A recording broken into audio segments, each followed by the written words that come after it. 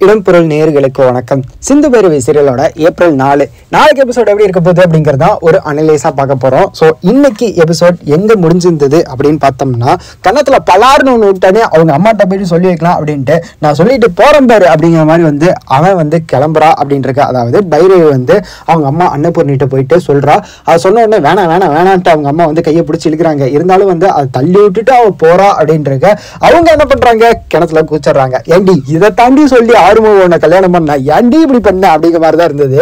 ஏன்னா ஆறுமுகம் அவ்வளவு சொன்னா, நீ உங்க அப்பா செத்துருவாருன்ட்டு நீ என்ன கல்யாணம் பண்றதுக்கு சரியும் சொல்லிட்ட. நான் எங்க அம்மா செத்துருவாங்கன்ட்டு கல்யாணம் பண்றதுக்கு சமைச்சேன் தவிர உன்னை எனக்கு பிடிச்சிருக்கா அப்படின்னா இல்ல அப்படிங்கறத அவனும் சொல்லிக்கிட்டே இருந்தான். கேட்கவே இல்லை அவ அப்படின்னு இருக்க. இப்ப பண்ணிட்டு அதை அனுபவிக்க போறது அவ்வளவுதான் இருப்பா. ஏன்னா அவ மேலதானே இந்த பள்ளி விடுவோம். அவ எவ்வளவோ கேட்டாங்க அன்னபூர்ணி, ஆனாலும் அவன் இருக்கவே முடியாது அப்படின்னு கிளம்புனனாலதான் அவங்க கிணத்துல குச்சாங்க அப்படின்னு இருக்க.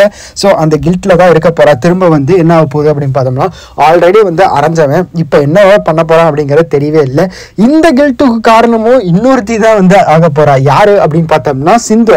அவ தான் இது எல்லாத்துக்கும் காரணம். அவ ஒரு பொய் சொன்னனால ஒட்டுமொத்தமா ஒவ்வொருத்தரோட வாழ்க்கையிலயும் அவ்வளவு பிரச்சனை இருக்குது. ஸ்னேகா, சிவா, அவங்க அண்ணன் அப்படிங்கிற மாதிரி ஆறுமுகம் அப்படிங்கறதுனால எல்லார் வாழ்க்கையிலயும் பிரச்சனையா போயிட்டு இருக்குது அப்படின்னு இருக்க. என்னதான் நடக்க போகுது அப்படிங்கறத வெயிட் பண்ணி பார்க்கலாம். ஆறுமுகத்தோட ரியாக்ஷன் பயங்கரமா இருக்க போகுது அப்படிங்கறத தெரியுது. வெயிட் பண்ணி பார்க்கலாம்ப்பா.